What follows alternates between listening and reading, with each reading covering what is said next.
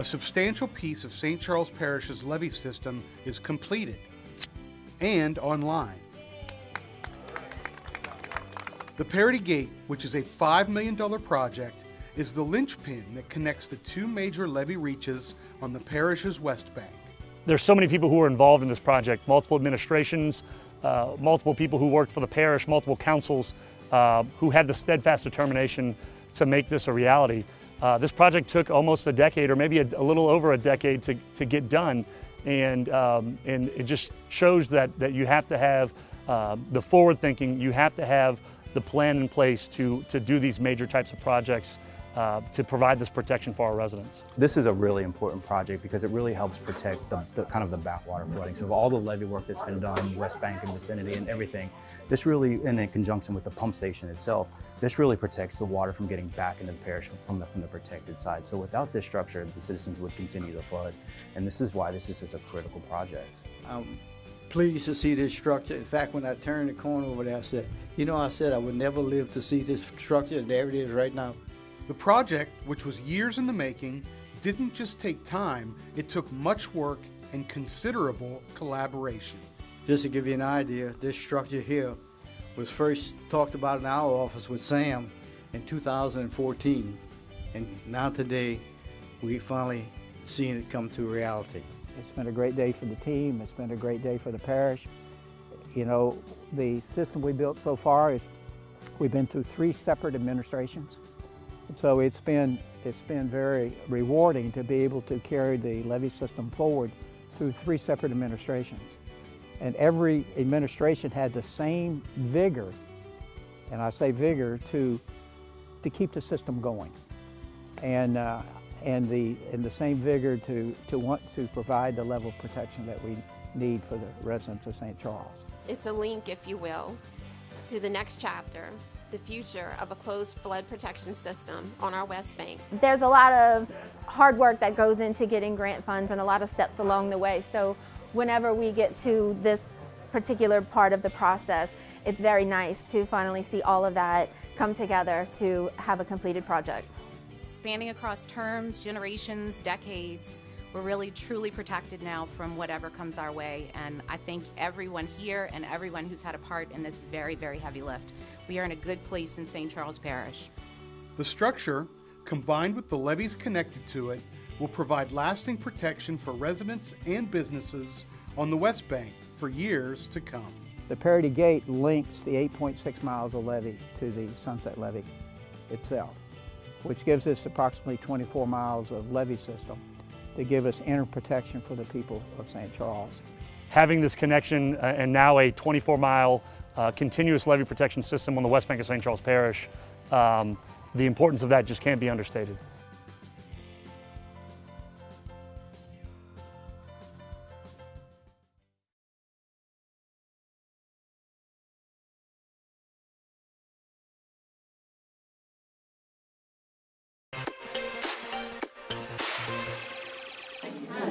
Little handful of salad.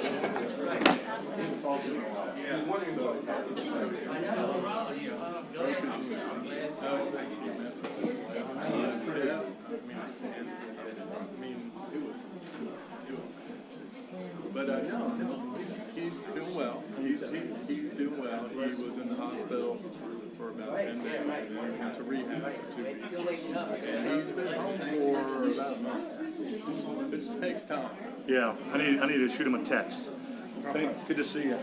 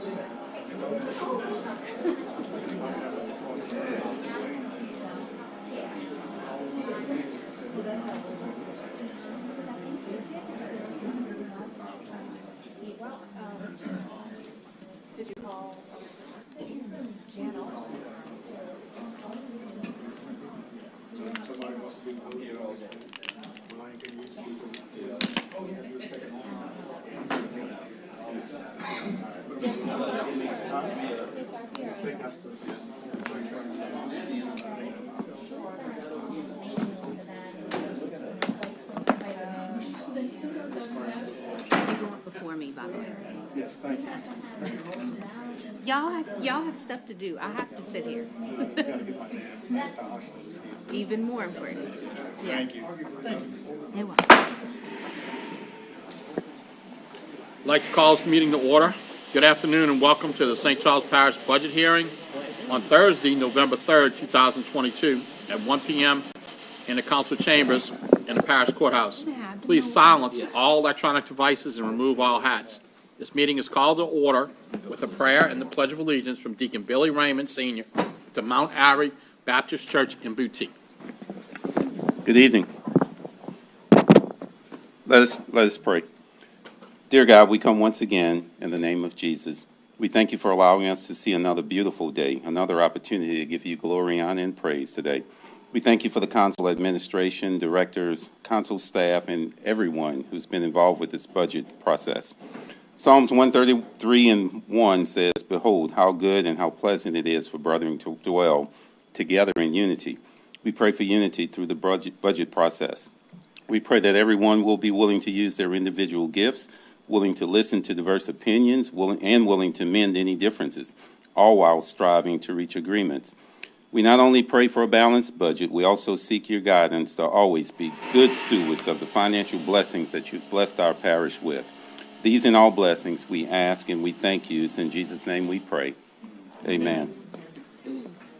I pledge allegiance to the flag of the United States of America and to the republic for which it stands, one nation, under God, indivisible, and with liberty and justice for all.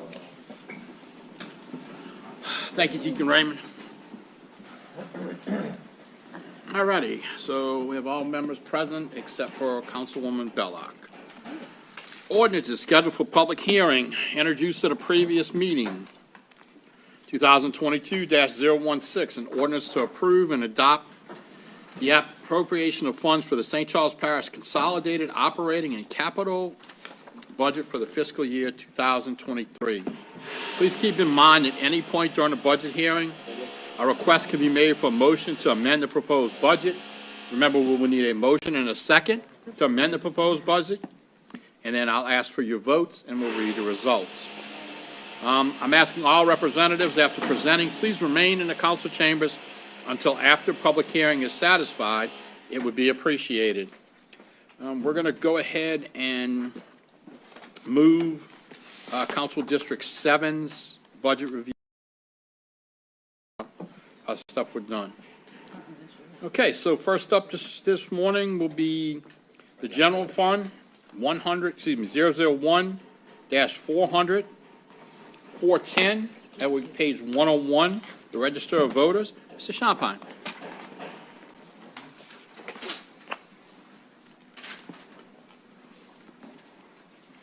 Good afternoon, Mr. Chairman, council members, Mr. President. For this year, it's basically the operating service portion of my budget where I submit what I think my office is going to need. It's pretty much stayed static for quite a few years now.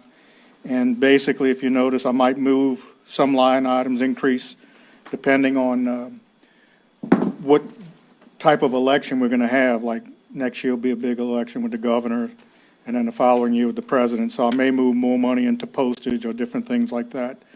But it's pretty much the same budget, or the area of the budget, the $23,740 that I proposed last year.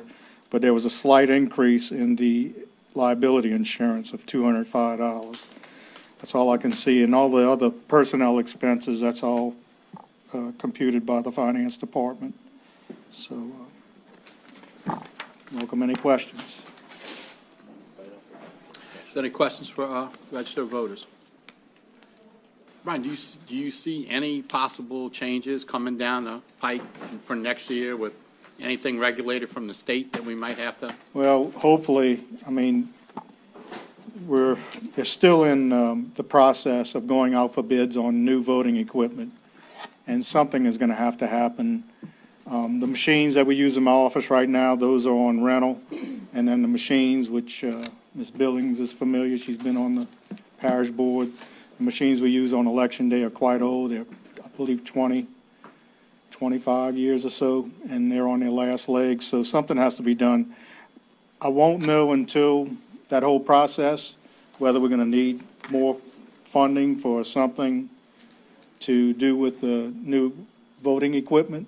You know, that may be a possibility, but we still don't know what the final product is going to be. So until that's chosen, I won't know if there's going to be something that the parish will have to, you know, fund to make early voting and everything work well.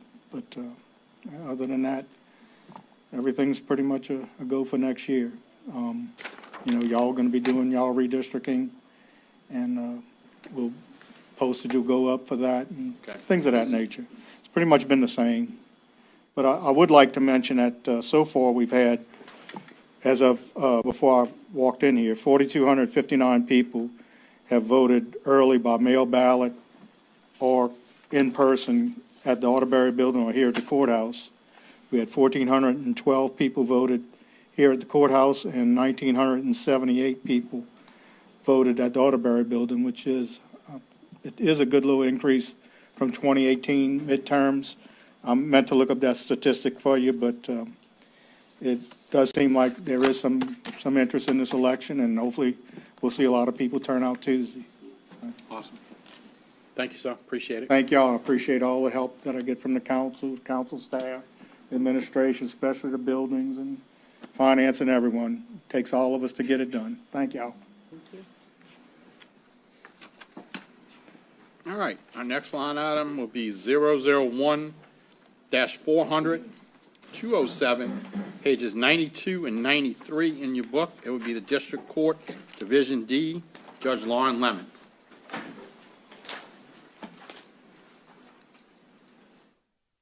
Good afternoon, council members, Mr. President.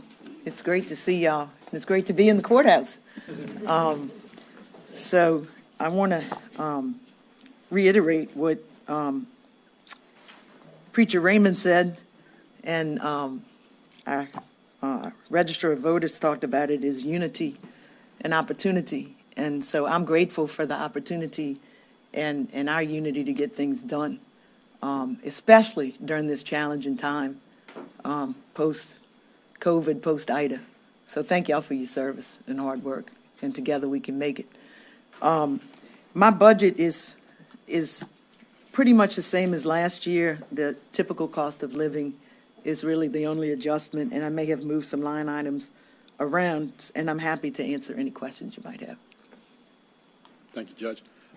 Does any council member have any questions for Judge Lemon? Ms. Fonseca.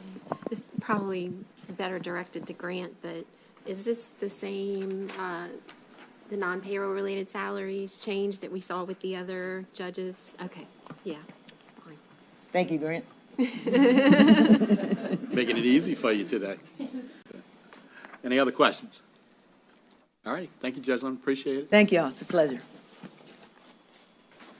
You mentioned something about sticking around till the meeting was finished? Just for, we can open up, I'm going to open the public hearing up, we can hear two more speakers. Okay. And then I'll Thank open you. up the public hearing, and then after that. Thank you.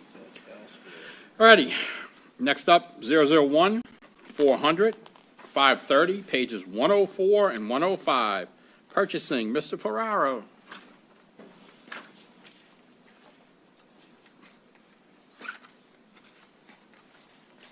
Comes the money. Good afternoon, council members, President Jewell. I'm here to present the procurement budget for 2023. Let me know if you have any questions.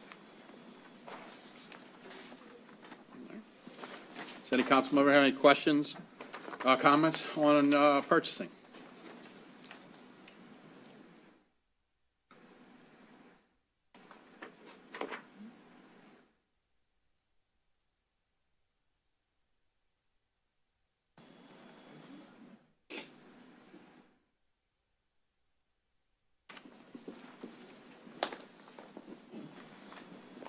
All right, seeing none. Thank you, sir. Appreciate it. Thank you.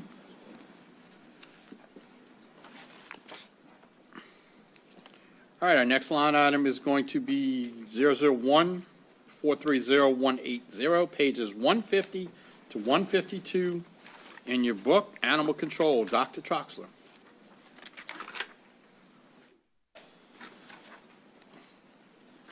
Good afternoon, Parish President and Council. I'm here for any questions regarding our budget for 2023. Does any council member have any comments, questions, or concerns?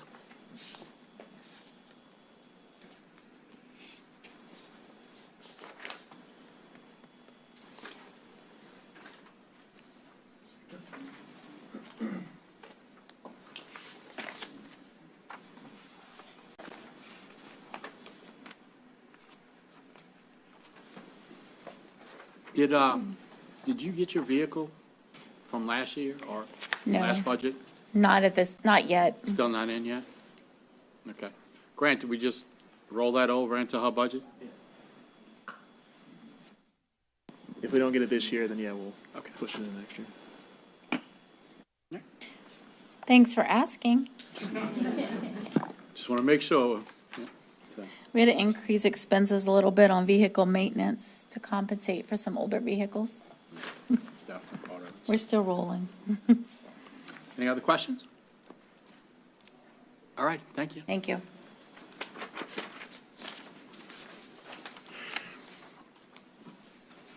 Okay, file number 2022-0166 is now open for public hearing. If there's anyone who would like to come up and speak regarding any of the items that we've discussed so far, please do so now. Please state your name and address for the record. You'll have 3 minutes to speak. Seeing none, public hearing is closed. Any council discussion or anything we discussed so far? Seeing none, thank you very much. Okay.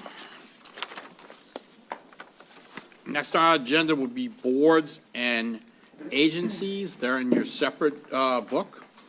The first one we'll start off with is the library board, and that would be Ms. Leanne Benedict.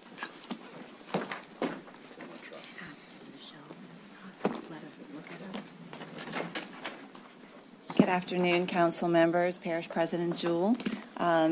Here to answer any questions you might have on the library's budget. The main things you'll see increases on insurances, predicted to go up fairly significantly. Under our capital lines, you'll see pretty significant increases under office equipment and furniture and fixtures, as well as major repairs. Those are to replace furniture lost at the West Regional Library, as well as the repairs for the West Regional Library, which are getting ready to begin. And that's offset by revenue for expected insurance reimbursements, as well as for construction, for expected construction for us to begin the new Hanville branch on the property we purchased across the street, as well as under our planetarium materials and equipment. We have a projector that's over 10 years old, can no longer be repaired, and so we're going to have to start looking at replacing that. If anyone has questions, I'm happy to answer them. Any council people have any questions or concerns for library board budget?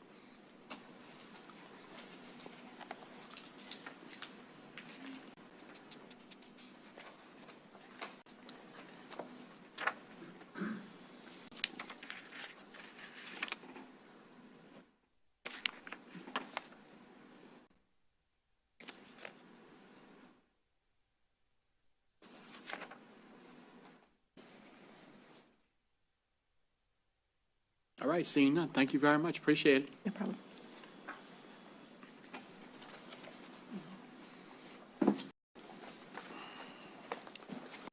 All right, next on our agenda will be the Ark of St. Charles, Ms. Victoria Bryant.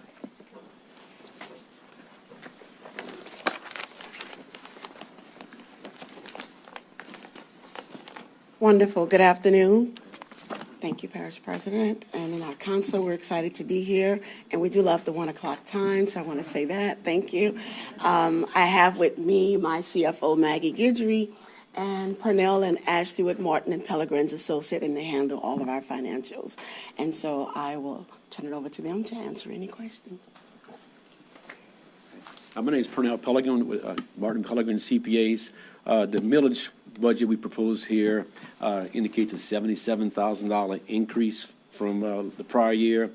It's primarily all composed of $75,000 for 2 additional. If you've seen the buses that transport our clients, we have an aging fleet. The maintenance cost is starting to catch up with the organization, so we're proposing to add 2 additional vehicles. We have decreases and increases in all the rest of the line items that kind of net out. The other additional increase is fuel costs for both the loan care program and for busing our clients. So we're at about an 8% increase in the budget from the prior year. Again, pretty much comprised of new vehicle additions. We are going to take $20,000 and pay down existing debt. Beyond that, everything is in line with the previous year.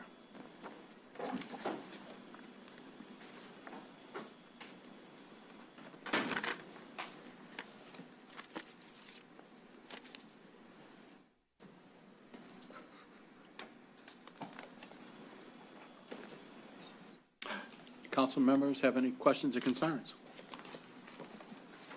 Thank you very much. All right, thank you all very much. Appreciate it.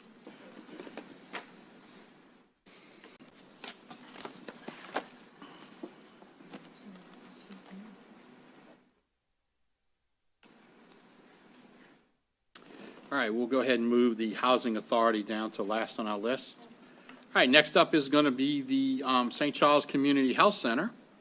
Mr. Kaiser. So I'm subbing today for Mark. My name is Peter Torsch. I'm the CFO. So if you don't mind, before I respond to questions, so I would like to discuss, what I sent in. So what we do each year. So what we send you is the costs that go against what we receive from the tax. So that tax represents about 15% of our cost to run those sites. So and then the second thing is so our fiscal year starts March 1. But we do adjust this to reflect the tax and then the costs for January through December.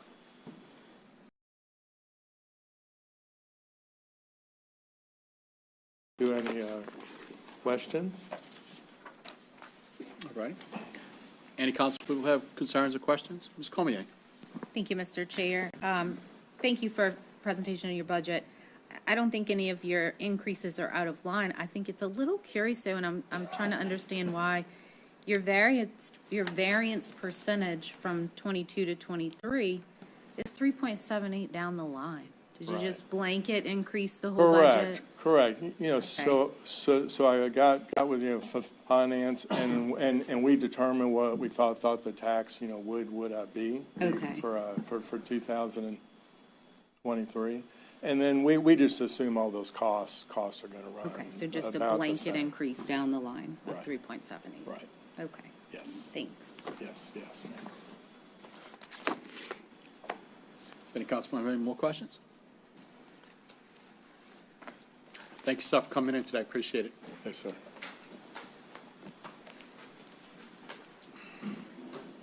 All righty. Next on our list will be the Council on Aging.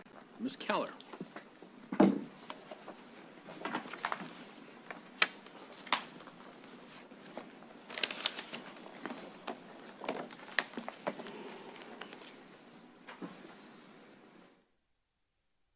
Good afternoon, all. Our budget, the biggest item on our budget is our new building. Everything else is pretty much the same except inflation for fuel and stuff like that. So if you have any questions. Does any council people have any questions or concerns for Ms. Keller? Ms. Cluley? Thank you, Mr. Chair. On your subcontracts, you have an increase from 207,000 to 835,000. Is that multiple contracts, or is That is the medical team. They had requested a $5 increase per service in order to be able to hire people. Like everybody else, they having trouble hiring people. And they are the ones that carry our contract for personal care, the homemaker, and the respite services. I just think that number includes maybe something else. I'm not sure what, because it's We probably increased the number of units that we serve also. yeah. Yeah. Thank you.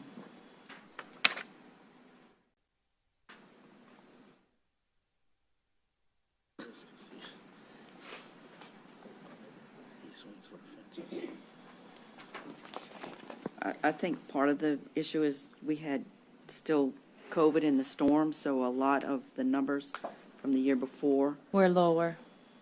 were lower because you didn't have in-home. Some of the in-home people decided that they didn't want people from the outside coming in and bringing them COVID. So their services were on hold. So the 2022 numbers are That's when they low. started to rise back up. All right, thank you. Ms. Comier? Thank you, Mr. Chair. I'll piggyback on Ms. Cooley's comments. It's clear the capital outlay increase, that makes sense. But the 600,000+ for subcontract is a little, I guess, I'll have to unclear. recheck that number. If you could give us maybe clarification and maybe some line item detail on what comes from that, and possibly a good explanation could be given us the 2020 and 2021 numbers. If we can see that line Okay. from those years, which should be a little more accurate than the last year, Okay. that might help. So you can send that to the council secretary before All right. the next one. Thank you. Ms. Gordon? Yes, thank you, Mr. Chair. Two questions. The senior citizen activities and special events, what does that detail? And also, what are meals under 60? Meals under 60. We have people that live with our senior population that still rely on their mother or their spouse. They can't do for themselves. And if the mother or the spouse qualifies for our meal, we don't want to just bring one meal in there because you know as yourself as a mother, you would give it to your child and go without. So we reached out to United Way, and we get that money from United Way for those meals. In the special events, detail on what's being added. Each of our senior centers get, I think it's $2,000 to spend throughout the year. And then we normally have special events quarterly. Halloween, Fall Fest, Older Americas, stuff like that.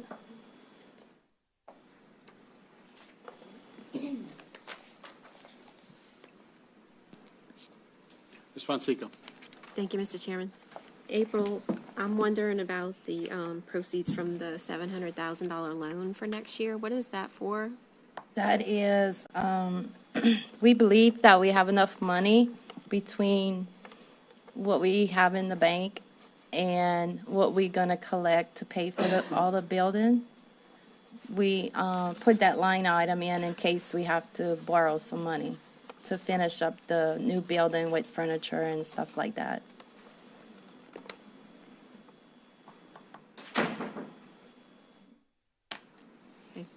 Ms. Gordon? Thank you, Mr. Chair. Is this something new, the STPH Public Health Yes. Workforce Grant? Okay, can you explain what it is? It's a grant it's money you have to accept from the governor's office and federal money. I don't remember what STP stands for, but it's to do with COVID and stuff like that. And actually, I was told this year that the 24,000 is split between this year and next year. They want you to hire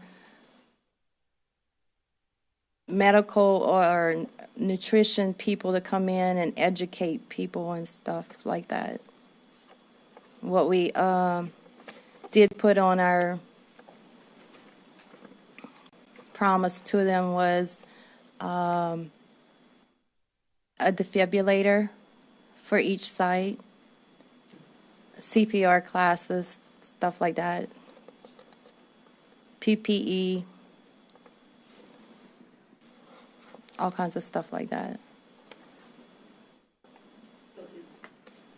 This grant is just for 2 years. 2 years, so anyone could have applied for it, or had it? You didn't apply for it. We didn't apply for it.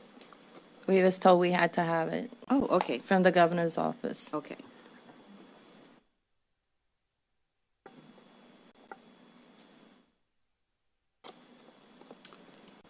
Any councilman have any more questions or concerns? Thank you, Ms. Keller. Appreciate it. All right, now I'll get that to y'all. Thank you. Okay, thank you very much. Okay, next on it is going to be 911 Communications District, Major Sam Zena. Sorry, Sam.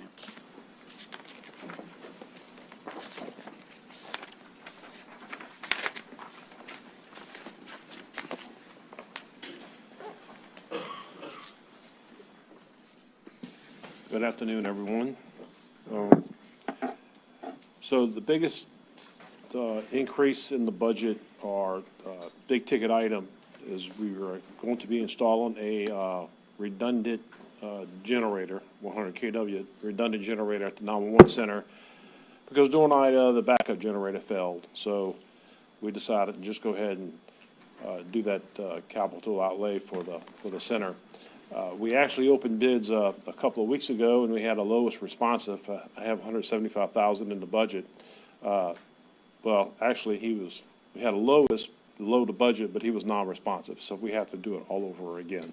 So hopefully our numbers come in proper at the time. So that's one of the big ticket items we have on the drawing board for next year. Otherwise, if y'all have any questions, I'd be glad to try to answer them. All right. Any council members have questions or concerns for the 911 district? Quick question. Ms. Comey. Thank you, Mr. Chair, and thank you, Major Zena. It's actually not really a question about the dollars and cents of your budget. If possible, next year, might you add a column to give us a variance percent? You know, we get a booklet of some different formats for budgets, and we're kind of all over the place when we're looking at these. The more uniform, the better we can be informed and make, questions and formulate questions. So just a column to show variance percentage would be very helpful. Okay. That's it for next year. Grant, you can help me with that. Yeah, Grant. Thank you. Okay. And I just want to mention, we've been putting out some notifications and such as that. We were hit with a ransomware, malware issue 2 nights ago. So hopefully we'll get everything up and running by the end of the day tomorrow, hopefully, but they have to rebuild the entire telephone system. So fortunately, the way we had it, it didn't take down everything, meaning the radio system and CAD and all that kind of stuff. That would have been a real nightmare for us. But we're working on it, and we can assure you we're still answering the 911 calls, and everybody's out there. Ms. Cluley. Thank you, Mr. Chairman. So you didn't pay the ransom, and that's why they... No. Or you did? Not as... No, they have not come to us for that. At the, of your 2023 estimate for your, it looks like equipment, you have a 5%, looks like increase tacked on. Is that just because of cost changes? Yeah, because we never know what we're going to end up dealing with. Mm-hmm. Is that under major, or is that under buildings and grounds? It's under, I don't know, it's on page 4 of your 12.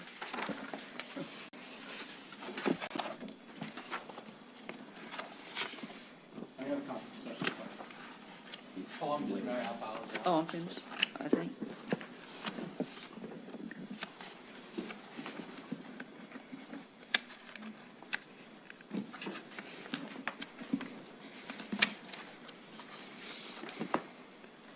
You're talking about under contractual services? Yeah, is that contractual services? Page 4 is, yes, contractual services. And, Oh, okay, yeah. so what happened was when we bought the CAD system, we had a 3 or 4 year built-in maintenance, and that is now off the books. So that's about a $50,000 maintenance item. Actually, that's the telephone system, the $60,000. So that's where most of that increase came from. All right, thank you.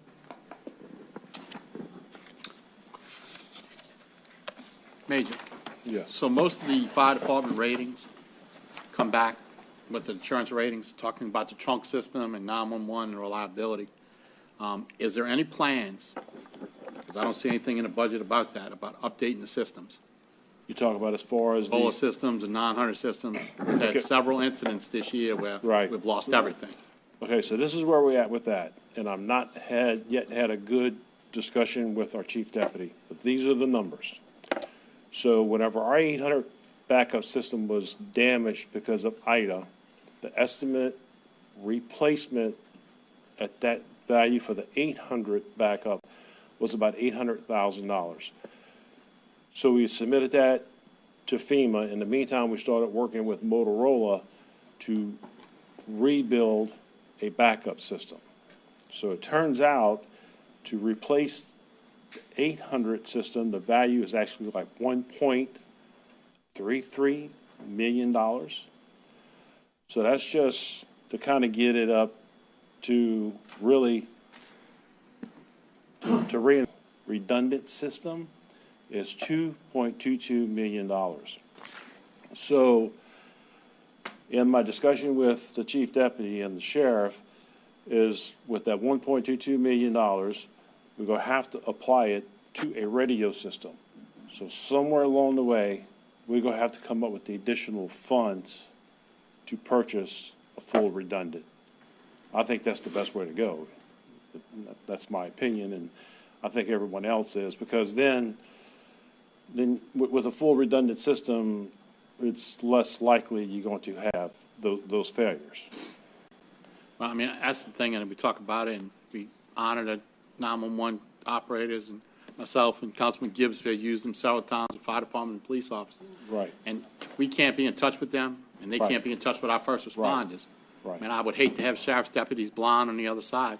Right. It might be something that you might want to start putting money away for, and putting it in there and start budgeting it so we can get ahead of it, because believe me, I've sat many a night sitting next to that radio, hoping and praying that nothing comes out.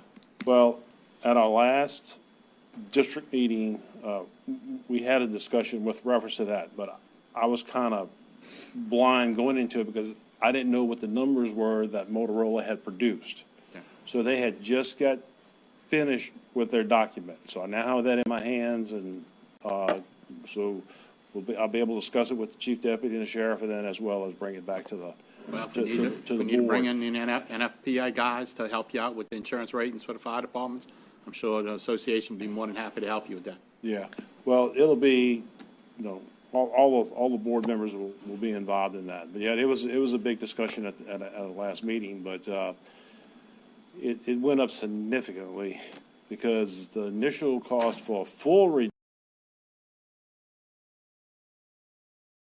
when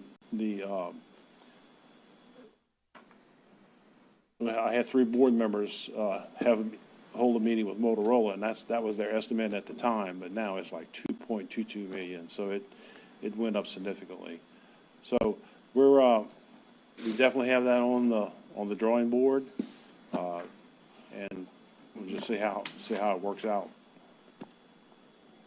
Any other questions for Major Zane? Thank you, Sal. Appreciate it. Yeah, thanks.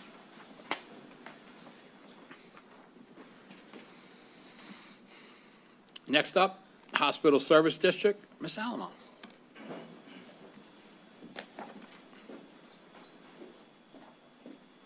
Hi, everyone. Good afternoon. We have our most recent approved budget submitted to you that was approved by our board. It is the 2020 budget. Just a reminder, we're on a calendar year. So we're currently preparing our 2023 budget. It will be approved by the board this month, and then we'll submit that to you next time. I can answer any questions about the 2022 budget that you may have.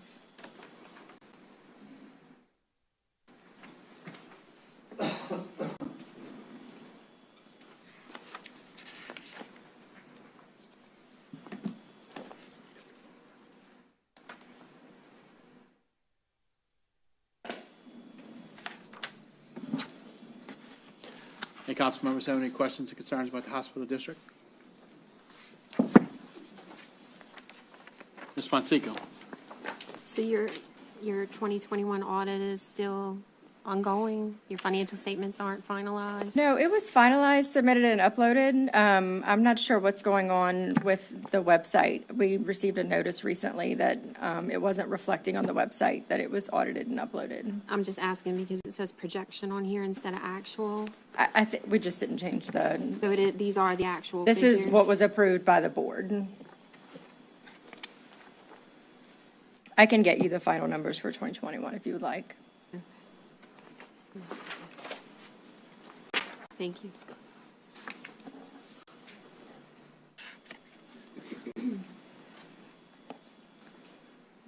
Salmon, this is just the hospital expenses, or does this include ambulance services or the total package of the district? It does include the ambulance services, the portion that is on the district books. There's been some recent concerns from residents about ambulance services. I mean, the call volume is just phenomenal. I think they're at 7,200 calls. Is there any plans in the budget to add extra units or extra staffing? So with the bond funds that were approved last year, we actually did order 2 new units. They have not arrived yet, but we are analyzing what it would cost to run an additional. So typically we replace and take one out of service, but could we add a net new when those units do arrive early next year? So we are looking at that. And to your point, yes, the call volume is continually increasing. Been a lot of concerns. I think most of us got some phone calls and some emails on it, so okay. Appreciate it. Thank Is there you any for other the feedback. questions from Zalma? Concerns? Thank you for coming. Thank you. File number 2022-0166 is now open for public hearing. If there's anyone who'd like to come up and speak regarding any of the items we've discussed, please state your name and address for the record. You'll have 3 minutes to speak. Seeing none, public hearing is closed. Is there any council discussion? Seeing none, we'll move right along. Ms. Comier, I believe we have you to District 6 budget? 7 budget, I apologize. Thank you, Mr. Chair. Council members, before you, my District 7 council budget. Proposed is an increase from last year. I would like to offer a motion to amend my budget. I'd like to remove $5,200 from postage and box rent. And I'd also like to remove $1,500 from non-consumable office supplies, totaling $6,700 deduction of the proposed budget before you from account number 001-400-117, and move those funds to I know what I want to do with them, but I don't know what fund it needs to go into. So you need to tell me this. Beautification in District 7. Public Works, maybe? Yeah. I think so, too. Not at recreation facilities, so it wouldn't be recreation. Okay, so I'd like to move that to the Public Works fund. Is that going to be improvements other than buildings? Yeah. In Public Works, yeah. We would stick it in drainage, since that's the biggest one. Okay. But improvements other than buildings and Okay. drainage, 112. All right, so a motion to move that $6,700 to the drainage fund, or the drainage account. Okay, so I have a motion by Ms. Comier, second by Ms. Cluley, to move $6,700 from the District 6. 7. You know what? I'll just give you some money too. How's that? I'll some take money? it I'll from give everybody some 677 money. if you want. So from District 7, $6,700 to the Public Works Drainage Improvements Other than Buildings Fund. Please cast your Dedicated to votes. District 7. Can we District earmark it 7, for yeah, District 7 District 7. beautification? District 7. District 7. Okay, thank you. Improvements to District 7. Perfect. Okay, please cast your votes. I'll take from District 6. Motion by Ms. Comier and second by Ms. Cluley.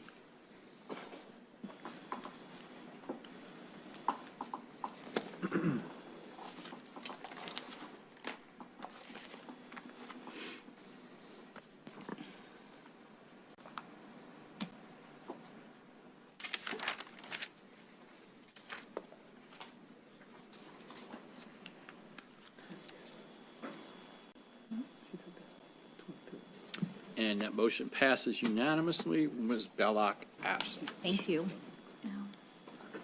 All righty. Is there any council members' questions or additional amendments to be made? I guess we'll open it up again, sorry. File number 2022-0166 is now open for public hearing. If there was anyone who would like to come up and speak now regarding any items that we have discussed so far, please do so now. Please state your name and address for the record. You'll have 3 minutes to speak. Seeing none, the public hearing is closed. Any council discussion? All right, we'll take up our next board is the St. Charles Parish Public Defender's Office. Mr. Don Paul Landry. Oh, Okay. oh, you're making a motion. Yes. Okay. I have a motion. See, it don't work over here. Yeah, it did. It's showing up on mine. It does now, it just took a while. And y'all thought So we have a Paul- motion and to y'all amend the thought Paul budget Hogan was lying, huh? by Councilman Y'all, I did Dufresne. that. They thought Paul Hogan was lying. No, I What's your motion, Nikki? mean, I was the one being accused, so, yeah, I did that. I'd like to make a motion to move $500,000 from the general fund to the Barber Road embankment stabilization project, so we could have it enough to have it constructed before a school bus goes on a canal. Is that project? Mr. Chair, can I ask a question? Yes, ma'am, Ms. Comier. Is that project the funds are moving to in here already, or is this a new project you're adding? No, it's a project that's being engineered as we speak. It should be So going in the to 2022 budget has Yes. some money? Okay. Yes, it should go to bid. Miles, help me out. Yes, ma'am. It is currently in design. It is an emergency project because the erosion of the bank next to the road, and we're looking for a little extra money. Okay. I understand. Grant, what fund would that go to? It's going to be 112 paved streets, improvements other than buildings. What's our current? Okay, we have a motion by Councilman Dufresne and second by Councilwoman Cluley to move $500,000 from the general fund to the Fund 112 paved streets to specify the Barber Road stabilization project. Please cast your votes.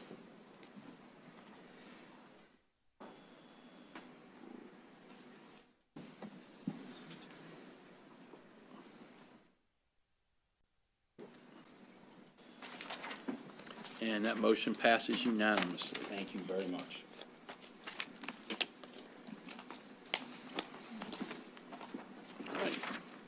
I'm going to go ahead and get the St. Charles Parish Public Defender's Office up, let him do his budget presentation, and then we can open the floor back up for any other additional amendments. Mr. Landry. Yes, good afternoon. Thank you, Council Chair Fisher. The opportunity to speak with you today. I'm Don Paul Landry. I'm the director of our Community-Oriented Defense Program, and this is Mr. Fenn Swan, who is our chief. Basically, the budget proposal that we have submitted only encompasses our Community-Oriented Defense Program. It does not encompass our general operating budget. Basically, Community-Oriented Defense addresses a whole person, not just the crime that they are accused of. Study after study in different environments shows that this method of representation greatly reduces recidivism, thus breaking the cycle of incarceration. And when you break the cycle of incarceration, you break the cycle of poverty. Community-oriented defense, or sometimes called holistic defense, again, addressing that whole person. We do still, defend someone's constitutional rights because, we have no rights in this country if everyone's rights are not represented. But at the same time, we are addressing the underlying issues of what brought someone into the criminal justice system. So I have been doing this without a professional person, trying to guess, what the underlying issues are. And like sometimes we will leave the person's case open while they go and get different services so that, in other times, they will be on probation, but they will have a very tailored, suspended sentence. We've been working with the district attorneys in my division and with the judge. At the end of the day, this is up to them. This, will not apply to people who, unfortunately, it's too late at that point for these things to work. Community-oriented defense is not new to the criminal justice system. It is new to St. Charles Parish. But the primary element of determining success with this is the availability of services and resources and the amount of community investment. And because of the United Way, we have one of the most dynamic community investment networks in the country. So our social worker will be able to right away, as soon as that person is incarcerated, we'll go to the jail, we'll meet with that person. There is no better opportunity to change someone's life around than after they've been arrested. Truly, for many of my clients, it has literally been a Paul on the road to Damascus. And the social worker will not, so the social worker won't be treating the person, but the social worker will be diagnosing the person and then following the person, acting as a case manager, saying, okay, I think you need these things. And then when we go to the district attorney's office, then they have a better idea of what brought this person into the criminal justice system and is more likely, to do something that is specifically tailored and something that is going to work. I, as I said earlier, have been doing this for several years, and I have a very, very low rate of recidivism. Some days I think I have the best job in the world because I go to Walmart and I see my clients that had a drug problem, that were repeatedly convicted of theft or these other things, and I see them and they look great and they're standing up tall and they look healthy. And their kids are with them, and the kids are healthy, and the kids are doing well in school. And then I see their parents who hug me and thank me because they now sleep well at night. Their neighbors sleep well at night. This is really good, for our community, and it does work. I know that, there are some objections to this, not so much the program itself, but funding and some other issues, and I'd like to take a few minutes to address that.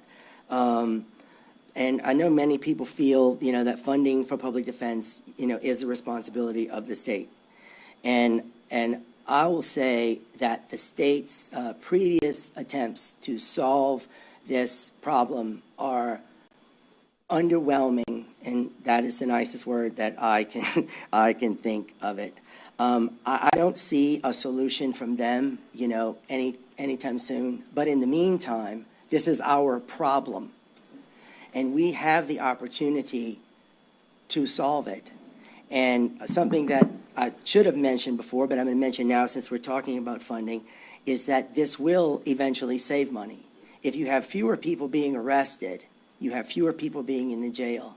I think it was the last time I checked, but that was it was like $32 a day for someone to be incarcerated. Plus, if they have any medical issues while they're incarcerated, that also falls on to the taxpayer of this parish. I know that in addition to, people saying, well, this is a state issue, that there are other sources of money that we should look for, that there are grant opportunities available, especially for social workers and these kinds of things. I am actually, I think some of y'all know me, and I'm a determined person and a very, very good fundraiser. And I tried to no avail. Most of those funds, when you're talking about funding, first of all, a public defender's office, and second of all, a social worker within it, those are few and far between, those funders that do that. And those monies go primarily to impoverished communities that have no resources at all, no other possible source to draw from. And that is not us. We're not impoverished. So I was unable to obtain funds from outside of the parish. I was able to obtain grant funds from the United Way, but only half the funds needed for the social worker. Now, they do that a lot with new programs, so it is possible that once we get started that, that they will increase that. But when we had that money, the first time they did it was right before Hurricane Ida, and we actually had enough money in our account to do it anyway. And we advertised, but because most grants from United Ways and other, places like that are cyclical, when they end, and you're constantly having to look for new money. And that doesn't provide the kind of security. Like, we would literally have to lure someone away from another parish who currently has a safe, secure job with benefits to come here. And so the United Way funding, in their mind, doesn't provide that kind of security. The only kind of security is government funding. And it is, they are really, the social worker is really on the front line. It is a special calling. It really is, to be a social worker enmeshed in the criminal justice system. I worked with one in Orleans Parish in a case that I was doing pro bono, and they let me use their social worker. And they went and picked up a homeless client under the Claiborne overpass at 2 o'clock in the morning and brought them into treatment. And that person, because that person was finally ready. They have to go to the jail. They have to go to their house. They have to be culturally competent. There's a lot that goes with it. It's not something that can just happen in an office, and they can have scheduled appointments that we could use another service provider. Also, though, we did actually try that. Ms. Fonseca and I talked about that, but I didn't know at the time. And we tried it with Creative Family Solutions. And because we thought that would be our way around the issue if we say, oh, it's a job over here. And they were not interested in adding that dynamic to their office. Anyway, thank you for your consideration. That's an overview of our program, and I'm happy to answer any questions about that. If you would like now, we can answer questions about that or talk about the specific numbers, whatever your... All right, thank you, Mr. Lanning. I think Councilman Cluley has a question. Thank you, Mr. Chair. We don't have the numbers that you're asking for. Oh. If you could give us. Oh, okay. The total, okay, yeah. You have a copy that you. Oh, yes, I do right here. It's the only one I have, though, so you want me to? Oh, I thought I sent that to Grant, but that did. Oh, okay. Well, I'm sorry. I messed up. Okay, well, let me read from it, and then we can pass it. Is that okay? The total amount of the request is $244,800. And I'm going to start from the bottom. The first number is $60,000. And that money is for a raise for our line defenders and our juvenile supervisor, and it's an amount they're going to feel because it's 9 of them. So that will be $500 a month to encourage them. It's literally buy-in to encourage them to participate in this program. When you're just concerned about filing a motion to suppress or just dealing with the facts of the case, that is a way different deal than treating a whole person. So in order to encourage them to do that, we want to, increase their compensation because it is going to increase their workload. We currently have a person who does our 72-hour hearings, Jane Chauvin. She's wonderful, but she does it very short, skinny. So what she does is 72 hours after arrest, she goes to the jail and gets information about the person. But it's really just enough for their bond hearing, enough information so that we can, somebody can go at a bond hearing to get an appropriate bond for the person. It's not a front line for information for a social worker to start addressing those problems immediately. We will need oversight, and one of the things that the state has done is added a lot of bureaucracy to us. So cases are going to have to be transferred out. So once someone is on, once someone is on probation, if they're screwing up, they will also be a part of this. Anyone who has ever used a public defender's office, if they're about to screw up again, they can come in, the social worker is going to help them. But there's a $26,000 raise for her to make that a full-time position so that she can do very detailed, multiple-page inventories of the person. So it's $15,000 for the contribution to the Public Defender's Office. In the first year, we're asking for $4,000 for community-oriented defense continuing education. This will be mandatory. This will be mandatory. We're going to fly people in, and this is how you use a social worker. This is how you address the whole person. We have $12,000 in there. That's office space for a social worker. That is actually currently in my office because his office would need to be reconfigured, and that would be expensive, and that is something that we certainly want to do at some point. But to get this started, and I have a tenant that I can kind of push out, and so you want to talk about that, that's fine. The $35,000 is one half of the cost for the social worker, and she will be an employee because we can do that now because of that law change, and that would be the salary, benefits, etc. And then there's $92,400 for the defense. That's my compensation. That's total. I am still in a division doing misdemeanors, and we talked about it, and that's the best way to ensure that the smooth implementation of this program. So I need to continue to be a contract person so we don't have conflicts. So I pay my own health insurance, 401k, and those kinds of things, and that pay range is not out of line. When I was, practicing at a firm in New Orleans, I made that like 10 years ago. But anyway, I'd like to come and hand this to you, Mr. Parish President. if that's okay. Ms. Billings. I apologize for that. It's not. As he gets back up.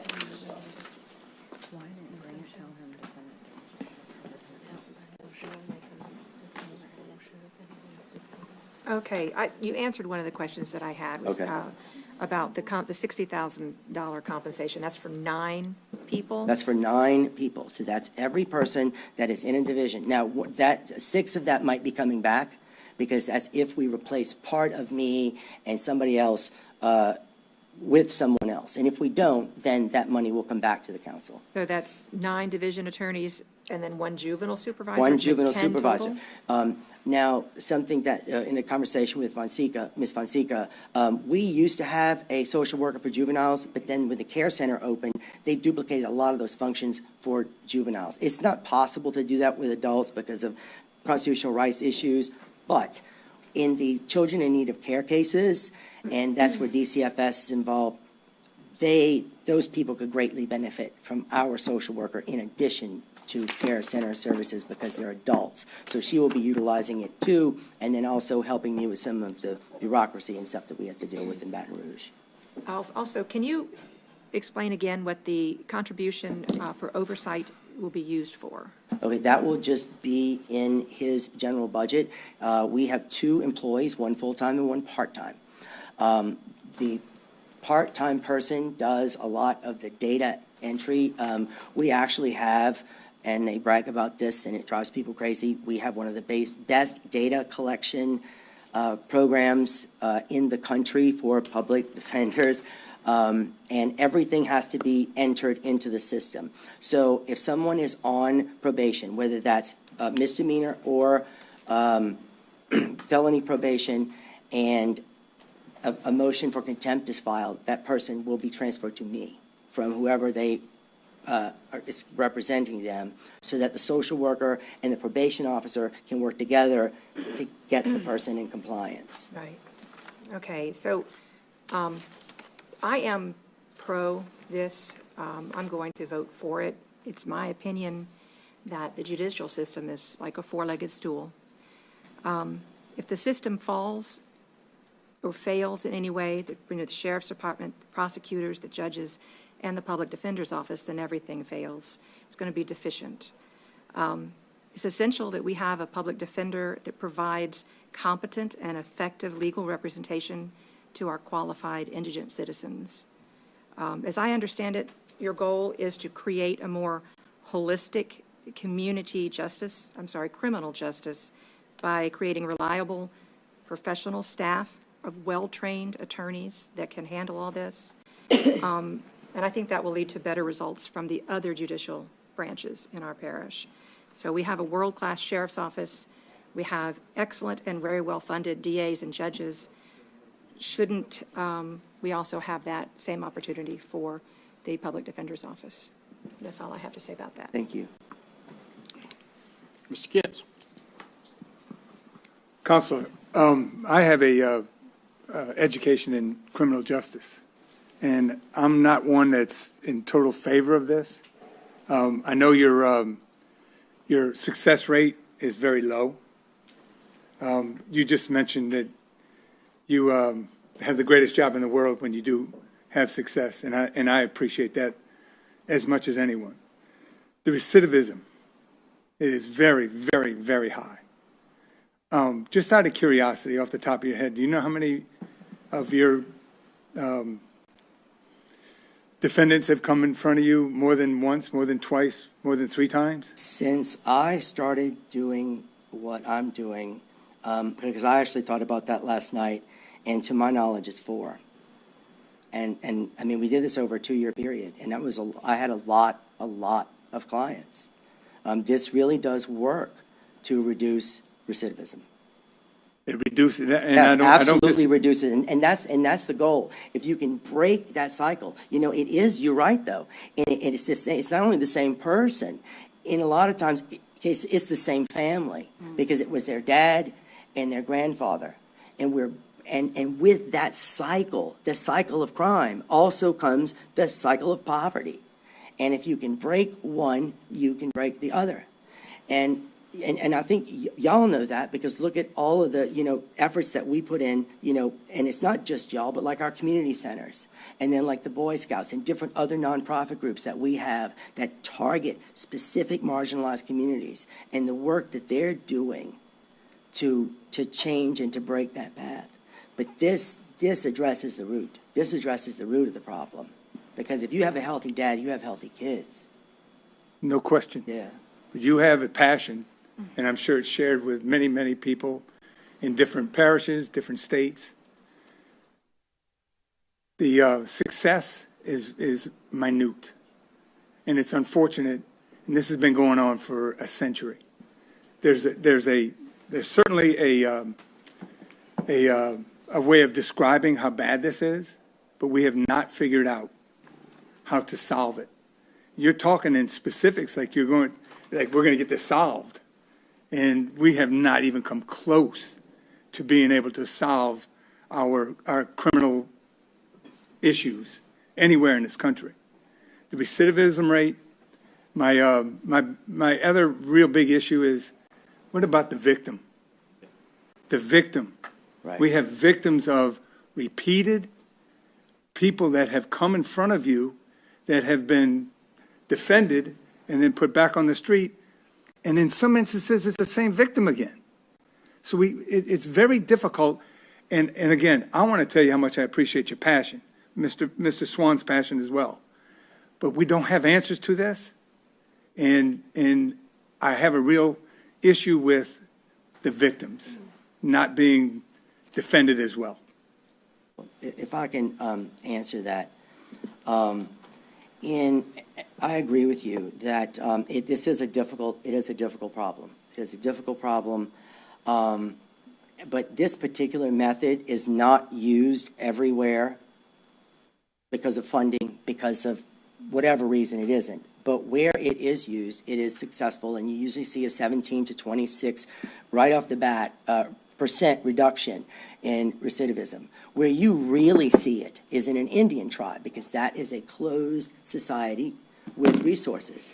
In many ways, St. Charles Parish, I was very excited when I found that particular article, because the things that they were talking about in there, about community investment and mental health services and things that they have that other places just don't have, and a way to collaborate, that this model really worked even better than that, because we have things that other people don't have. We also only have 2 high schools, and we all know each other. A lot of us know each other. And so, and like each other. And we do find ways to unify and to work together. And I think we will be a lot like that Indian tribe. I certainly think that this is worth a try. And with the system that before today I would curse about, that data collection system is going to be able to show us whether this program is working or not.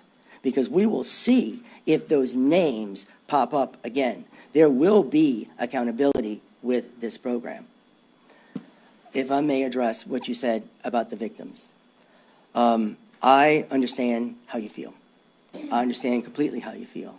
We all know family or friends or even ourselves have been the victims of violent crime.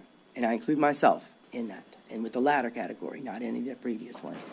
And it took me many years before my feelings changed toward my attacker. And it took me a long time to get to the point that I wished that someone had, because his history had been slaps on the hand and only punishment prior to me, and there had been no attempt at rehabilitation. So this program is an attempt to get to those people to stop that in its tracks before that person becomes a violent criminal and hurts or murders someone else. You know, most people don't wake up one day and become a very violent criminal. There's an escalation there. And so during that escalation period, we have an opportunity, you know, to find that person and try to address that. I guess I'll just leave it with this. I believe in incarceration, and I believe in when you're incarcerated, that's where we go and offer all of our resources, from education to rehabilitation. And again, that's another dead end that doesn't happen in our jails. Yeah. So where I see where you're coming from, the statistics you just mentioned, 17 to 20%. So you got a success rate of 2 out of 10. The other 8 are still getting defended and back on the street. It's not the answer, but you definitely have the passion to attempt to try to do this. We're going to invest in $250,000 in this try, because you just mentioned we're going to try to do this. We got things in the parish that we'd like to try, and when the constituents of the parish are seeing that we're going to try to do something for criminal activity to reduce it that doesn't have a good track record, it's going to be kind of hard to sell to our constituents. So I'm struggling. I appreciate what you're doing. So, perhaps it will pass, but I think you can see where I stand with this. Thank you. But thank you for your presentation. Mr. Jewell. Thank you, Chairman. Thanks, Don Paul, and thanks, Finn, for being here. Look, I too, I support the fact that the Constitution says that everybody's entitled to a defense. So I've typed up some questions here, and I have a good bit of them. Okay. So the purpose of the Public Defender's Office is to provide legal representation for criminal defendants who cannot afford a lawyer. Correct. Okay, and now we're doing community-oriented defense program. And so you've talked a little bit about what that is. Are we doing anything different? Is the mission changing at all in providing a defense for people who can't afford it? No, we will still be defending the case as well as addressing these other issues. This is all in addition at the to. same time, correct. Yeah. I can actually add to that. You might want to turn on that microphone there. Hit it hard. There we go. If you want to think of it as more of a bifurcated system, we are still going to continue to do the public defender's office side of it. That is what we are constitutionally mandated to do. Yep. That is what the majority of our budget, which is paid for by court costs, the majority by court costs, probably about 30% by state.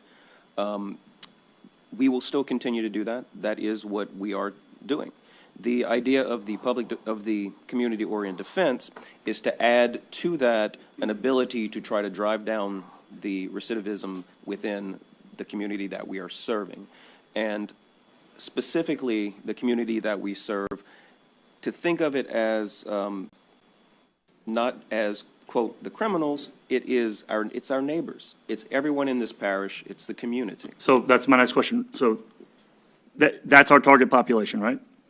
Anyone that's arrested in St. Charles Parish. No matter where they're from, New Orleans, Chicago. That is the law. New York City. That is the way the law is written. What's the criteria for program eligibility? What criteria do you have to meet to go through community-oriented defense and social work and all the other things? Okay, it depends, like, it's not a set in stone thing, because it depends. But you have to have the cooperation of your prosecutor. You have to have, of the judge. So you've got two other people who are looking over our shoulder, and they have the ultimate say in this. But we can look at what's not going to be, like, right off the bat. The social worker will not be used as, like, let's say, because we all see court TV, that person will not be, like, testifying in a mitigation case in some kind of death penalty case. Yeah. That will not be the role of the social worker. Violent crimes, those kinds of things, and I alluded to it earlier, and I hate to say this, but with many of those people, it is too late. They can't benefit from something like this. It's not worth the risk to our community. So the state provides social workers. Is it not duplicative? Wait, what do you mean? I mean, the state provides social work, that we do have social workers who work for the state. Are these people able to utilize those social workers? We don't have enough social workers and enough support staff for our felony probation officers to use them in their cases. Okay. My next question, do you have written job descriptions for program director and social worker? We have a written job description for me. We have one that we developed for the social worker that we did work with Orleans Parish, that we are going to tweak a little bit because a few things have changed over the past 2 years before we advertise the position. So that was my next question. So they are going to post these positions? Yes. But your position is community-oriented defense director? Right. So that's not changing? That's not changing. Okay. So social worker would be one they would fill. So the social worker, you said we currently have a social worker? No, we do not have a social. We had one for juveniles. And that was the person who was in your Donna Uster, yes, she was in my office. But then the care center opened, a lot of the things were duplicated, and then we had funding issues, like a bunch of stuff happened at the same time, and her husband died. And so it just stopped. So once they post that social worker, I saw there's, on this page here, there's $12,000 for office space. Right. Where is that social worker? That would be in my office and use my assistant. Your office on Paul Mallet Road? Right. We want to eventually move this over to his office, but his office isn't configured. They literally have to build out space in the office to have a door and privacy and, because of HIPAA and other things. And it's not something that could happen overnight, and it's not cheap. And that's I just want to be clear, that's for your personal practice, the office space. Well, I actually, the majority of my practice is actually doing this work. Okay. And then I have like 3 tenants and somebody's part-time and, You own the building? I own the building, yes. So the 72, on that document, I have snap a little picture of it. Expand 72-hour hearing attorney responsivities. Oh. I don't know if that's right. That's okay, no. For community-oriented defense. Right. Explain again what that means a little bit. Right now, Jane Chauvin is our 72-hour hearing attorney. So she shows up, everybody's entitled to a hearing 72 hours after arrest to see if they can post a bond and get out of jail until they come to court. And she goes and meets with every one of those people. Right now, the questions are really limited to What is your income? What is your family's ability to get you out of jail? Do you have a job? Do you have stable housing? Do you have any ties to the community? Are you a flight risk? You know, and a very brief weighing of the evidence against them. It's not addressing, why are you here? You know, right. And so y'all want to make some changes to that 72-hour hearing window? Absolutely. My next question would be, are our 3 judges on board with those changes? Yes. They have been very receptive to my activities in their respective divisions. Okay. Let me see. I'll go next into, you know, the fact that, you know, y'all did come to us in 2020. I remember that. It is a state problem. I want to remind the council that there is no statutory requirement for us to fund this. And that I kind of believe that if we fix this problem, the state doesn't have any incentive to fix it other than to now make it a statutory mandate on the parishes, which we already have statutory mandates to fund somewhat of the fund of the judges, the district attorney's office, pay for prisoners. I see money for salaries in here, and I just don't see a lot of money for programming. I wish we would have had a little bit more documentation around this, more of a formal proposal, because what we have is a quarter page of basically line items of what we would want.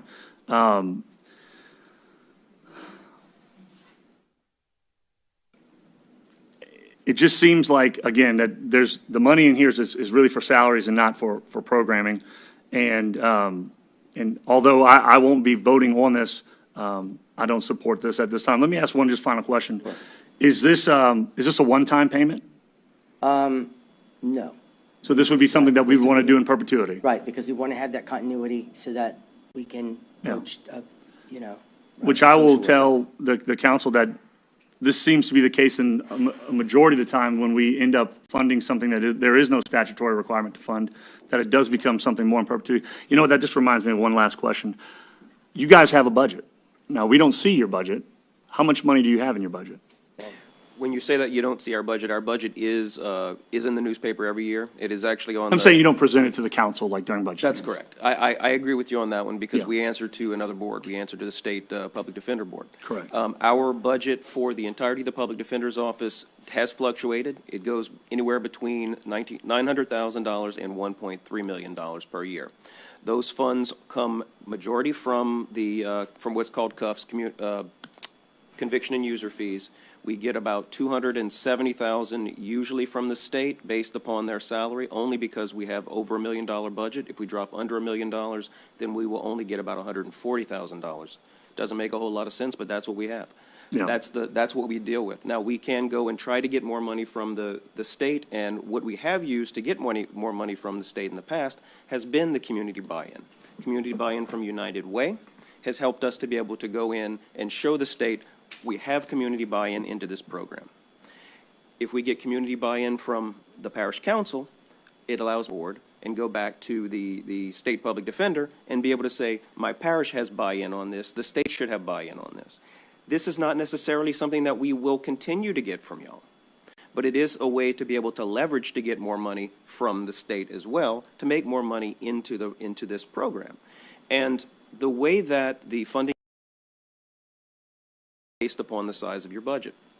And if we end up with a slightly higher budget based upon this, it may just get us more money in general from the state that can then be used for the rest of our programming. And while yes, the majority of what we do is represent the people that are arrested in this parish, and it is anyone who's arrested within the jurisdiction. We don't have the choice of where they're from.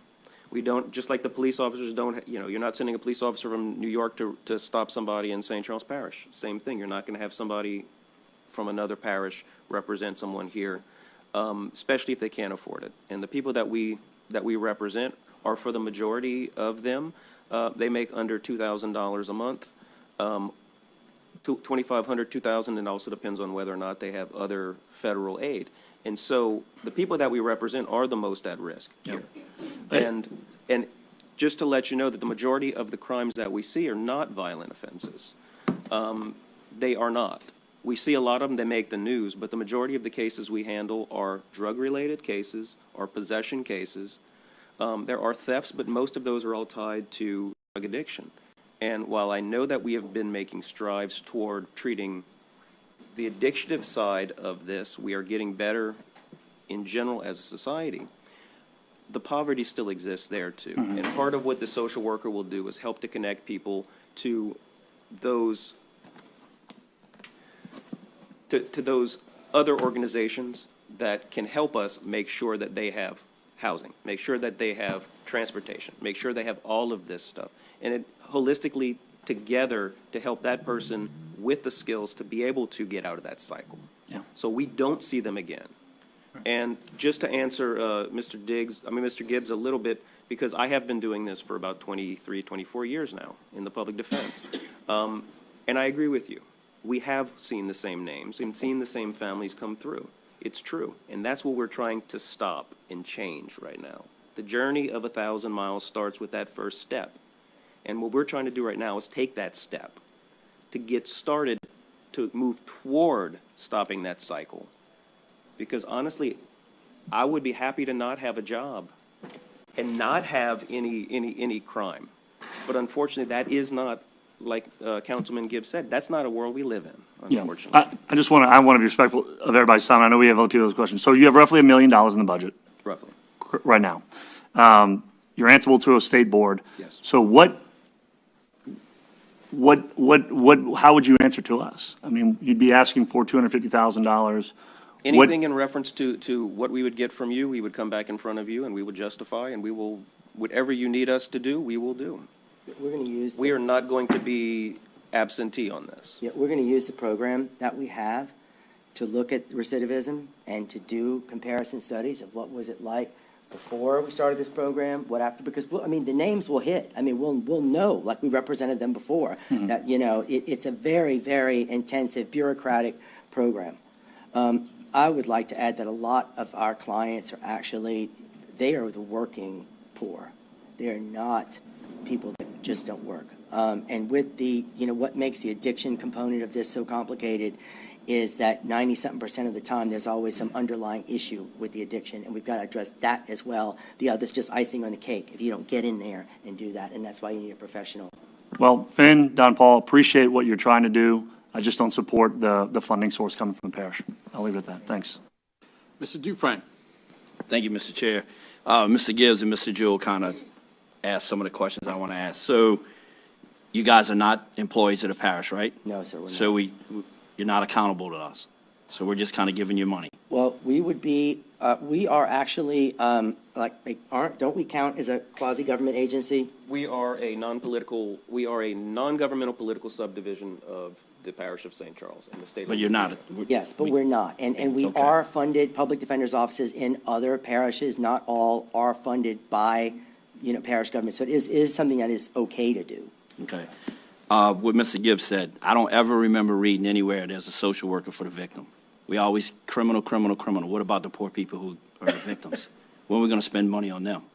There are actually people that work in victims coordination, victims relations with the district attorney. So if I'm going to vote some money, I want that social worker to help those people, and that's not going to happen.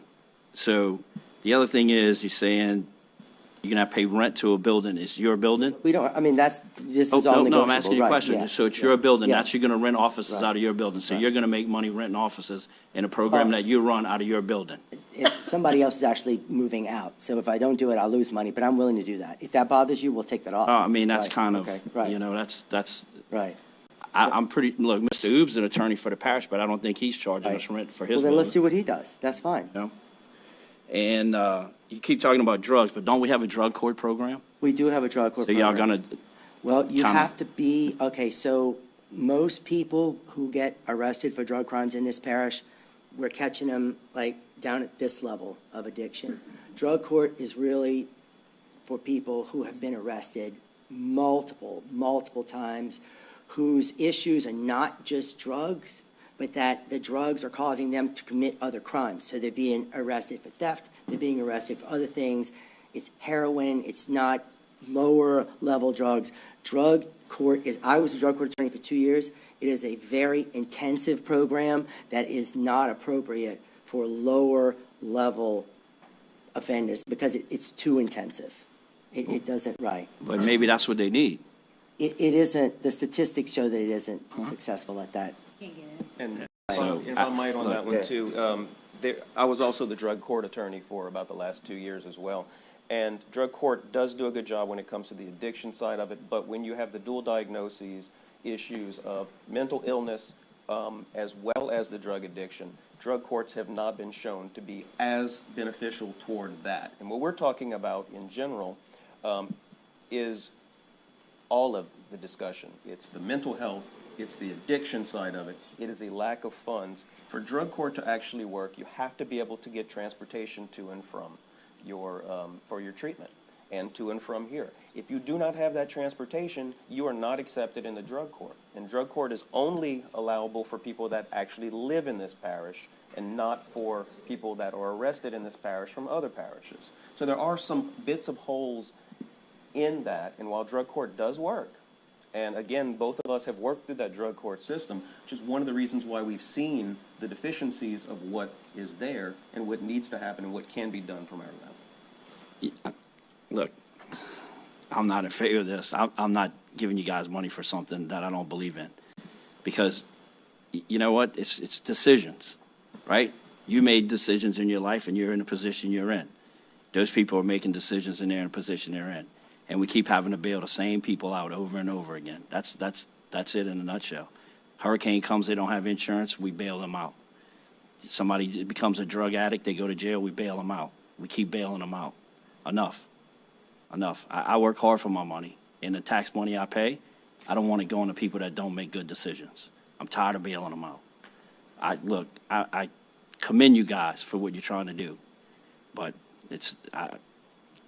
when I go to the grocery store and constituents are going to come and ask me, you know, you're giving money to keep bailing criminals out, it's kind of hard. It makes shopping hard to tell people, yes, you know, the people who do the right things. The majority of the people who do the right things are getting fed up with having to pay for the small majority that don't do the right things. So sometimes incarceration might be the best thing for a lot of them. But good luck. Thank you, sir. Ms. Cooley. Thank you, Mr. Chair.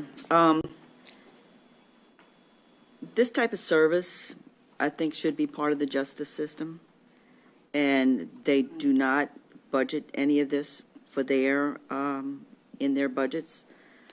But I think our community services, which are heavily funded by United Way, are ancillary to this type of situation. I think our justice system, this is all part of our justice system, and it should be funded. Whether they're in jail or tax-paying residents, they are part of our community. So if helping, I don't know, how many go through your office a year about? We have between, I would say, 1,200 clients and 2,000 clients per year that go through the office. Okay, and the ones that go through multiple times, and you're not letting them out of jail, it's the judges that decide whether or not they get released on bail or no bail or whatever. And we're not talking about violent criminals, we're talking about people making bad decisions, as Mr. Dufresne said. I'm for trying something different. If it helps 200 of those 1,200 people, we get our money back, just on that small number. So I commend you for trying to step out and do something a little bit different, help our people in our community, and so I am willing to support this. I think, Mr. Grant, what is our total budget for the parish? Let me tell you. I can tell you what we have remaining, and our total budget is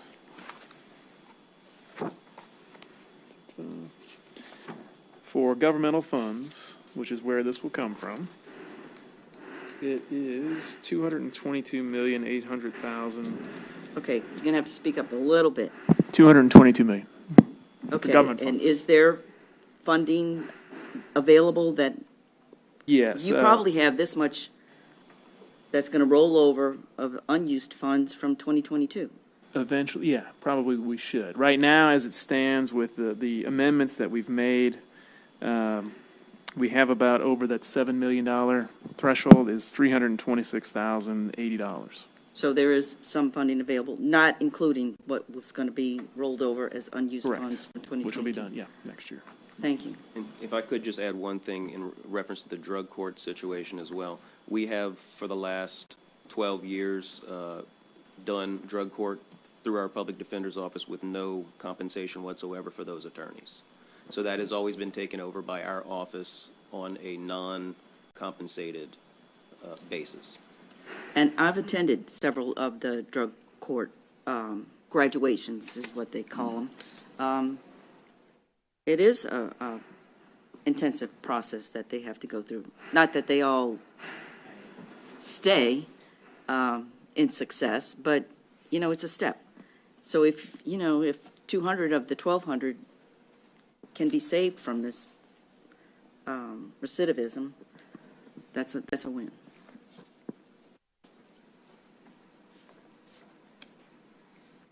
Ms. Fonseca. Thank you, Mr. Chairman.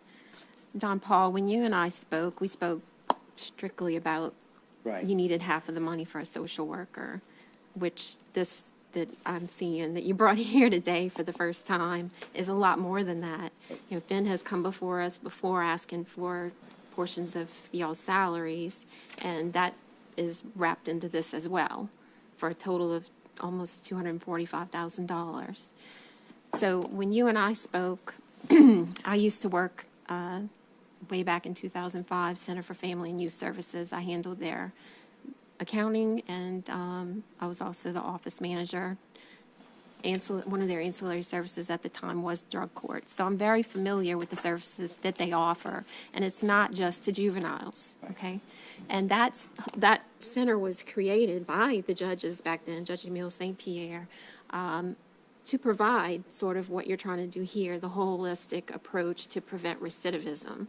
And even way back then to now, there still is recidivism. I don't think it's something that we're going to totally do away with, ever.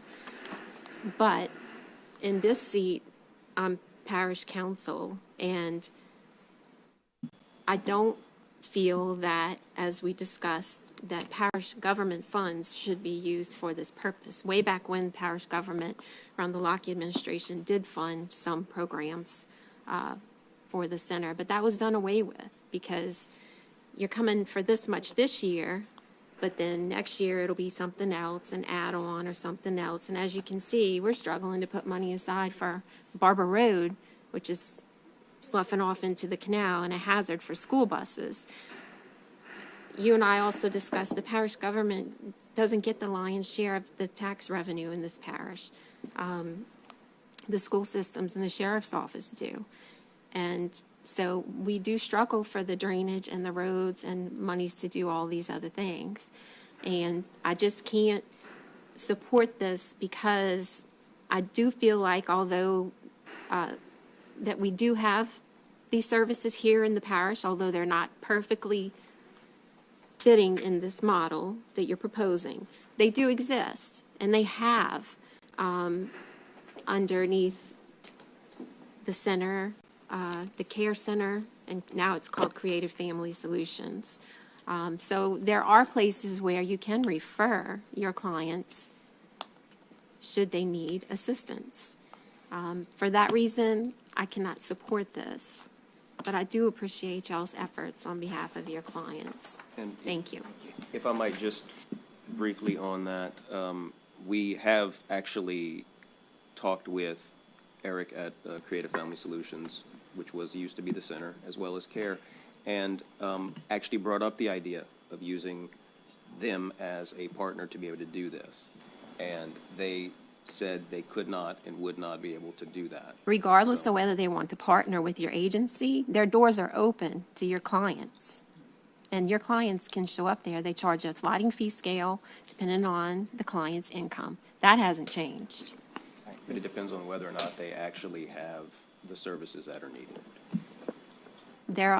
There's 3 other providers here. There's also, I can't remember the name of it, in Destrehan that provides And those we have- type services I mean, as we're well. close to Jefferson Parish in New Orleans. You know, we actually do have a lot, but it's asking the right questions and getting them the care that they need that's tailored to them, not me Yeah. guessing. I'm going to yield the floor to Ms. Cormier. Ms. Comey. Thank you, Mr. Chair. I got a lot to say. I think everybody has said their piece for sure. I'll start with the fact that I'm really not usually in favor of funding social programs. I'll just be very transparent about that. It's not really my MO. However, I feel like we are in a mental health crisis in this community and in this country. And actually, NACO passed a resolution 2 years ago stating that we were in a mental health crisis in the United States. I don't think we have a crime problem. I think we have a mental health problem. Being that this can actually decrease the dollars, the tax dollars that we already spend on these individuals over time, I feel like we have to try, like Ms. Cooley said, something new. Although there are other mental health resources in this parish, I don't think most of you know how hard it is to navigate the process unless you have an advocate. That comes to mental health, that comes to physical health. If you are in a state, you don't know what you need. You don't know that you need to go to a mental health facility sometimes. But if someone is there assigned to assess you while you're sitting there in a jail cell and say, we might have something underlying here. This might not just be a rebellion. This might be somebody that's got something really wrong. And you have a chance to check it out because that person, that individual that's sitting there might not even know. A judge in our parish made the statement to me that he feels we are treating chronic problems with acute consequences. I think this is a long-term effort to try to get things back under control. I mean, just a few miles away from us, we see the influx of crime. Although we may be helping folks that are from somewhere else, they committed that crime here. So we're going to be the victims if we continue to let that person come in and out and in and out and in and out of our system without maybe helping them get the proper treatment. I want to make a statement. This doesn't mean there's no consequences. This just means those that might not have a chance get a chance to look a little deeper. I want to address the fact that we have the ability every single year upon budget to decide if this was worth it. There's software to, quantify the success rate. We have checks and balances. I would only support this if you guys, and I think you are willing to come before the parish council, fully transparent budget, talk about your finances. And I think you are willing to do that. I know this is not statutorily required, as Mr. Jewell said. Neither was funding the farmers market that we did for many, many years. Neither was funding or is funding tutoring, which we do as a social service, and we actually have that in this current budget. It's not statutorily required, I don't believe, for us to fund about $1 million to the Arc of St. Charles, but it's a mental health service that we're providing. And we have checks and balances. And I don't know why anybody wouldn't be willing to give it a chance. If we all understand, it doesn't mean no consequences. It does not mean that. Absolutely not. And like Mr. Landry said, you still got a judge. That's going to be the oversight and the deciding factor in every single scenario. This just gives us a chance to try to address those repeat offenders that maybe have something going on more than just rebellion. We fund the sheriff currently. We currently are paying dollars with our tax dollars in this budget for these actual individuals. So let's just refocus our efforts, try to fund it in a different way, and maybe we get them off the books at some point. I do understand some of the concerns about the layout of the funding and maybe some questionable items. I don't think that either of these gentlemen are not willing to make some adjustments to be suitable to all of us that have some of those concerns.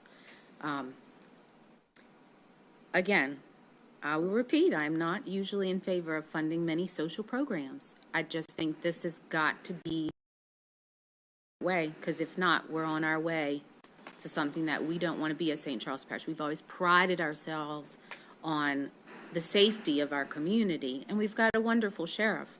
But at some point, that crime is going to infiltrate us. That's going to trickle here from New Orleans. So we've got to address it. I think we've got to address it in a different way. We've got to do something different. It's either this or let's make the laws stricter, right? Lock them up in a straitjacket, every single one of them, don't let them talk or move. I don't think that's an option. So I support this, absolutely. Mr. Gibbs, this is your second time. Just to make a point and then some clarification real quick. Next week, obviously, everybody knows we have an election coming. Yes. The two top issues are inflation and crime. Optics of this right now to the constituents, as it gets out, because most people aren't watching right now, to offer up $250,000. I think the timing is against you right now as well. The concern and the clarification I need is Parish President Jewell asked you if the judges were on board, and your exact answers were yes, they're receptive. Oh. Now, let me finish, because I'm very receptive to this, but it doesn't necessarily mean I agreed to it.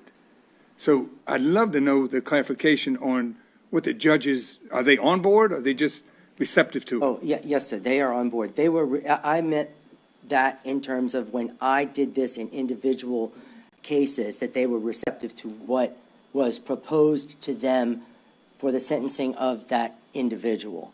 And really quickly about accountability, it's not just mental health treatment and other things. In order to be accountable for a crime that a person committed, they still do need to pay restitution. They still need to do community service to pay this back to this community.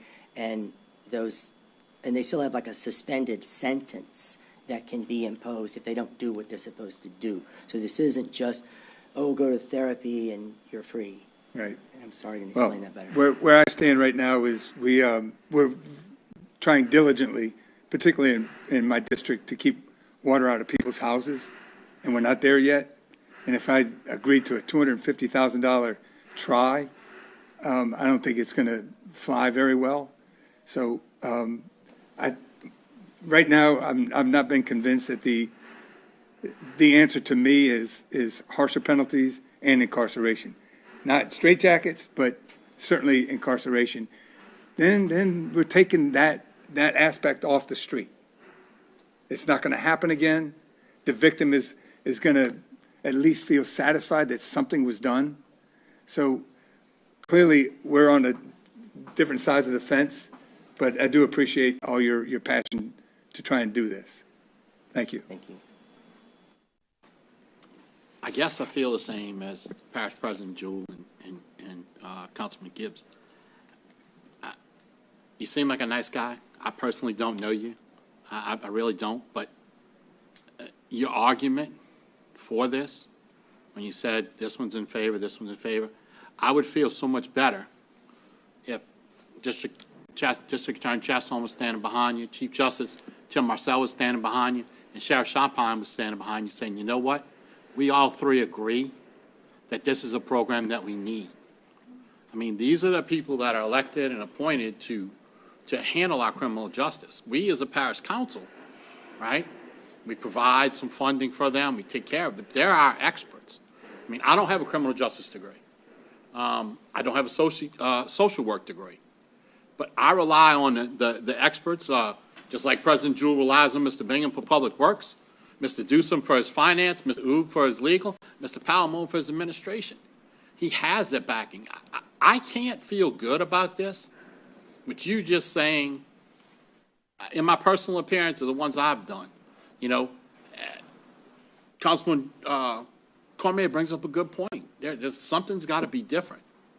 But if you would stand before me and you had the backing with Judge Marcel standing behind you and District Attorney Chasson and the sheriff standing behind you, say, hey, guys, we want to try this.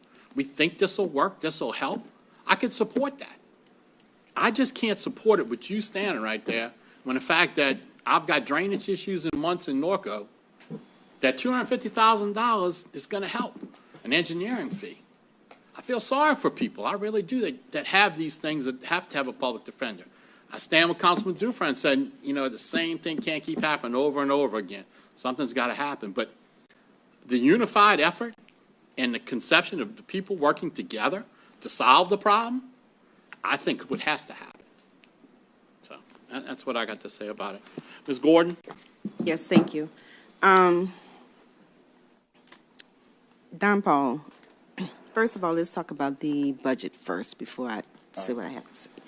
So the $12,000 office space, so you are willing to Yeah, we can waive that. I take it thought out. that, because I knew that the parish, is in like Corey's, and they were in Bobby's office before, and I thought that they had a similar arrangement because of what Dick told me a long time ago. So if that is not the case, then I will eat that. I'm happy to eat that. Okay. Secondly, the district that I serve is probably one of the most districts that you probably hear on the news. You see it through Facebook. My district, in addition to, I think, Mary's district just had 2 shootings.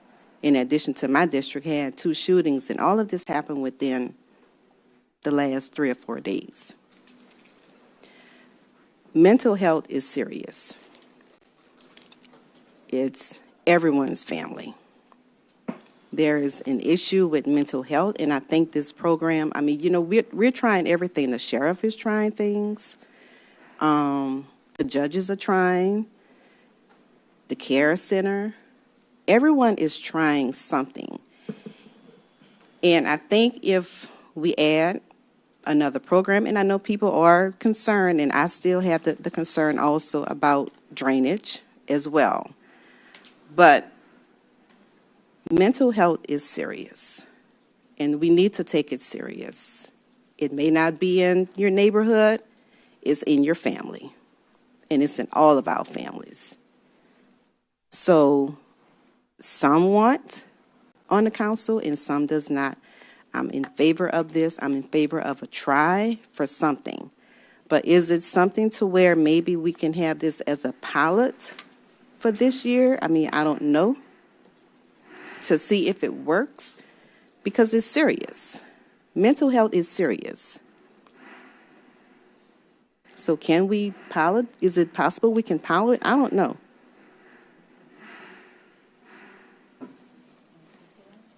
Oh. Technically, just to answer that, technically,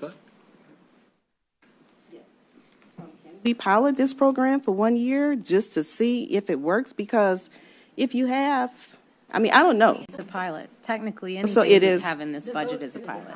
The vote Okay. aside. Oh, right. Okay. Because it's only for budget cycle funding. Exactly, so technically, it's a pilot anyway. Yeah.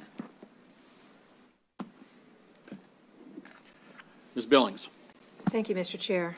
I want to thank everybody for thoughtful, very intelligent discussion and helping us to all think this through. And thank you, Mr. Landry and Mr. Swan, about educating us what's going on in our community. And that said, I'd like to move to amend the proposed 2023 budget, providing funding to the Public Defender's Office in the amount of $244,800 to be transferred for the general fund. 244,000. I thought it was going to be minus the 12,000. Yeah, whatever that Minus is. the 12? Right. Minus Minus the 12,000. Yes. 232,800. Let's go restate her motion for 232A. Go ahead and restate your motion to include the amount of 232. I'm going to restate the motion. I move to amend the proposed 2023 budget to provide funding to the Public Defender's Office in the amount of $223,800. $232,800 to be transferred from the general fund. Okay, I have a motion by Ms. Billings, second by Ms. Cormier, to remove $232,800 from the general fund to the Public Defender's Fund. Grant, is there a specific line item for that, or? Probably what we'll do is put it towards salaries non-payroll related, like you've seen in some of the other funds. We will have to set up since this is brand new, we'll have to create a public defender account within the general fund and just show this amount. And then we'll have to proceed, if it's approved, do a CEA between the parish and the public defender's office, and then it'll be up to the council to decide how you want to distribute it, if you want to do it quarterly, if you want to do it monthly. It's up to you guys. Yeah. Okay, so just want to be clarified when we make this motion. Sure. And clarify where it goes. It will go to the salaries fund earmarked for the public defender's account. Yeah, so salaries non-payroll related is the. Non-payroll related. Yeah. Okay, so as motion, everybody understands that? It's clear? Michelle, you got that down? Yes. Okay, so it's been motioned, and it's been seconded, and it's been clarified. Ms. Cooley can't speak. There's a motion on the floor. Can you?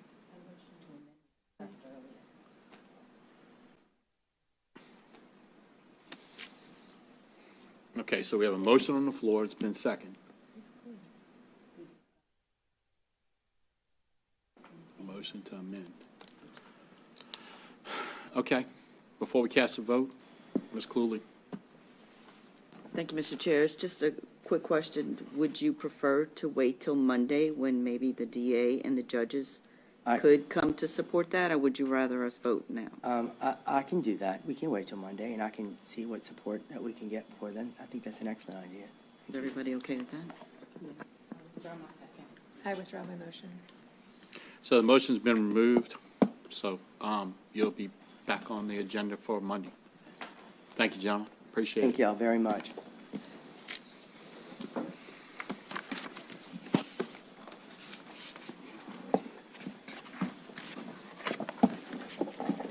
Okay. Is there any council members that would have any questions or additional amendments you'd like to make?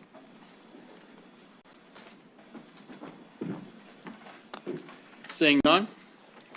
Ordinance introduced for publication and public hearing on Monday, November 7th, 2022, 6 p.m., Council Chambers Courthouse, Hanville. 2022-0166, an ordinance to approve and adopt the appropriation of funds for the St. Charles Parish Consolidated Operating and Capital Budget for fiscal year 2023. A motion and a second is needed to adjourn. I have a motion by Ms. Billings, second by Ms. Gordon. Please cast your votes.